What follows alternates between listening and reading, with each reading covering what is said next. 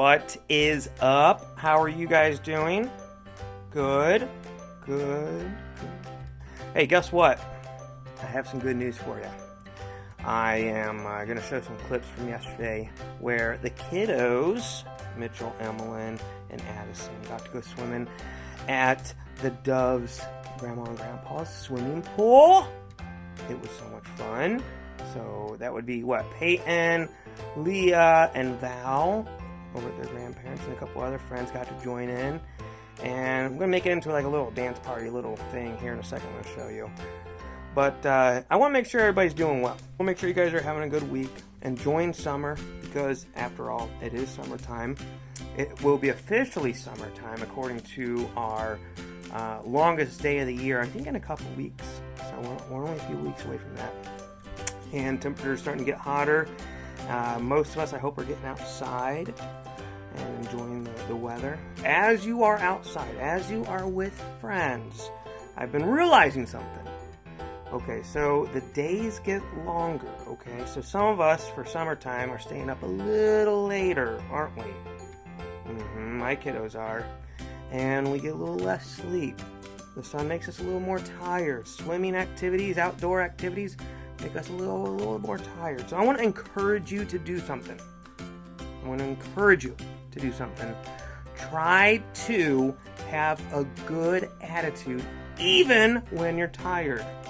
I know that's hard. From personal experience, I know that's hard. But try. Okay? Because I know God would want us to have a good heart, a good attitude towards our friends. And I know for us to be like Jesus, we would have to try hard to do that at times, especially when we're tired and our body may feel like being grumpy and yelling at our friends or our siblings or our parents.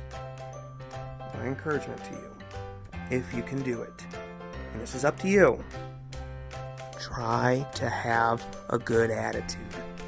One that shows love, one that speaks love, one that is kind, one that is patient, one that is loving to even those that are hard to love sometimes. We have a little one at our house. Her name's Addison. Sometimes she's a little on the rowdy side. But she's okay. We still love her. But just sometimes, it's difficult. So, as you're out there playing, as you're out there having fun, as you're out there doing everything under the sun, remember, try your hardest to be a little like Jesus. Okay? Enjoy this next clip. It's us having fun. After that, we have a Bible story we're going to show you. And I don't think my buddy Mitchell's going to join me today, but I'm going to talk through a couple parts of that Bible story. All right. Peace. Swimming at the Dove's house.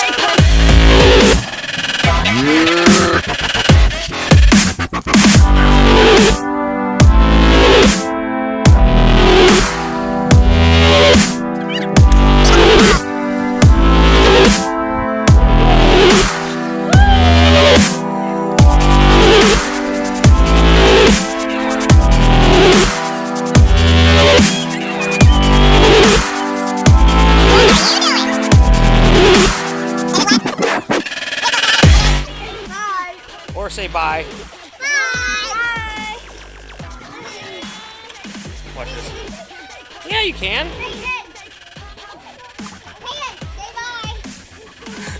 say bye. Say bye. Bye.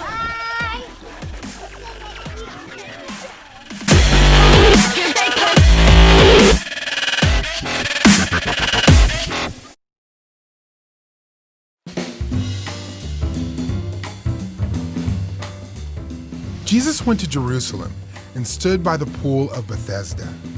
Many people were at the pool who were blind, lame, or paralyzed. Jesus noticed a man who could not walk. He had been lying there for a long time. Jesus asked him, "Do you want to get well?" The man answered, "Sir, I have no one to put me in the pool when the water is stirred up. Someone else always gets in before me." The man thought if he could get into the water, he would be healed. Jesus told him, "Get up, pick up your mat, and walk." Right away, the man was miraculously healed. Wow. He picked up his mat and started to walk. This happened on the Sabbath, so the Jews told the man who was healed, "It is against the law to pick up your mat on the Sabbath." The man replied, "The man who healed me told me to pick up my mat and walk." "Who was this man?" the Jews asked. But the man who was healed did not know who had healed him. By this time, Jesus had slipped away into the crowd. Later, Jesus found the healed man in the temple. Jesus said to him, "See, you are healed. Do not sin anymore, so that something worse doesn't happen to you." Then the man went to the Jews and told them that Jesus had healed him. So the Jews began persecuting Jesus because he was healing people on the Sabbath. Jesus told the Jews, "My Father is still working, and I am working too." Now the Jews wanted even more to kill Jesus because he wasn't just breaking their rules about the Sabbath. He was saying that God is his Father, making himself equal to God. Jesus is God's Son, and he always did what God said was right. The man at the pool was unable to help himself. Jesus healed him, and he obeyed Jesus' commands. In a similar way, we are unable to free ourselves from sin. Jesus calls us to trust in him. When we trust in Jesus, he frees us from the power of sin and death so we can follow him and obey him. So, we just learned about Jesus healing a man, right? And again, just like last week, what do we know? It was the man's faith, all right? There's no supernatural power outside of what is actually happening, which is Jesus healing this man, but because of his faith. And that's why for us, as we believe in God, we need to have faith. We need to believe without doubt. And one of the coolest things ever is you, which most of you are probably children watching this, as children, you have something that us adults don't have. Did you know that? Yes, you do.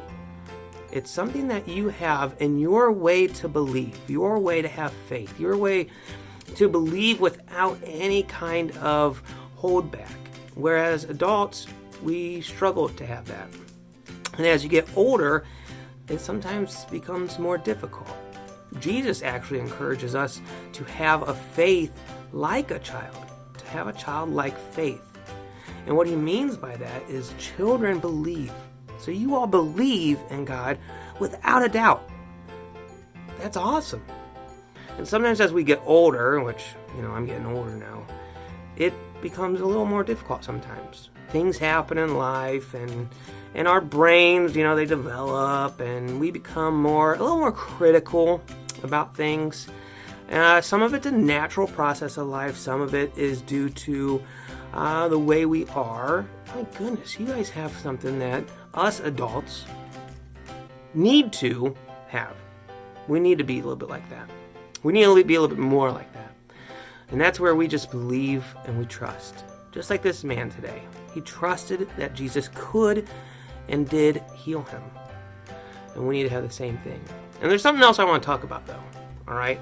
So put that all to the side.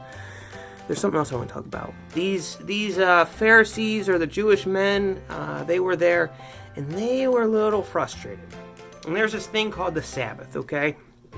And the Sabbath actually is something that is biblical. It's actually something that God instituted with his people. And it has to do with a time of rest. And God himself, after creating everything, right? Everything in existence on day 7, he rested. And for his people, he wanted it to be a day of rest. And it is good to rest. But what some of the Pharisees or some of the people in that tradition, in that Jewish tradition, what they had done is they took it and made it into a law, or they had it where it was so rigid. Okay, so you had to follow it a certain way, and it was so almost black and white, and it was all that had to do, not with the love of God, it more so had to do with making sure you did exactly the right thing in order to earn what you needed or do what you needed. And what it had become in that culture is exactly what these men were doing to that guy who was healed. They weren't excited that he was healed. They weren't excited with him that he was healed, which they should have been. They were more concerned with a law being broken, especially on the Sabbath. And it was not okay to do a healing on a Sabbath day. It would not be okay to do any form of work, anything like that on the Sabbath. It was a day of rest where you just put everything to the side and don't do anything. And so they were more concerned with the fact that Jesus did something like this on the Sabbath. Most of us, I think all of us, would definitely be more excited about a man being healed over some religious activity or some religious commitment, or at this point it was a man-made law that they were sticking to. It wasn't even at that point so much that it was the Sabbath. It was something that they had created in order to protect something that they wanted. And so Jesus did do this healing on the Sabbath. He knew what he did. He wasn't trying to be rebellious. I believe Jesus was 100% concerned with what was right before him. And what was right before him was someone in need. And he helped them. He reached out and he healed them. And I don't think Jesus was going to let anything hold him back from that. Even something that was supposed to be held as the Sabbath that they were supposed to hold to and commit to. I think what Jesus is pointing out here is it's not the law that we need to be concerned with. It's the love for people. It's the love for God. And what Jesus was doing was responding to God by loving a human.